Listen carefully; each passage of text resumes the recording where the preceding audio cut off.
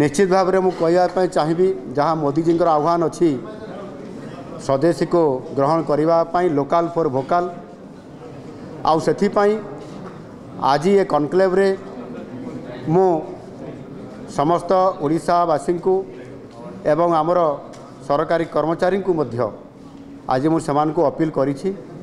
जे अंततः पक्षे सप्ताह रे गोटे दिन ओडिशा रे प्रस्तुत करा जाइथिबा तैयारी करा जाइथिबा पोशाक पिंधि सेमाने गोटे दिन पोशाक पिंधि निज कार्यक्रम रे सेमाने कार्य रे जिवे एवं ताहा सहित मध्य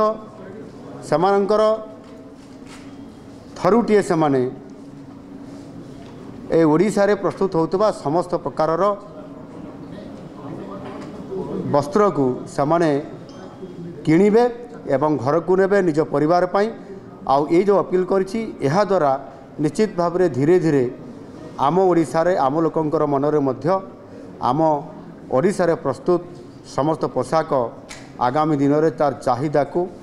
निज अंचल रे बुद्धि हेबा सहित ये ओडिशा बाहर तथा विदेश रे मध्य तार चाहिदा को बुद्धि करिबारे एहा सहायक निश्चित भाव में हो पारिबो।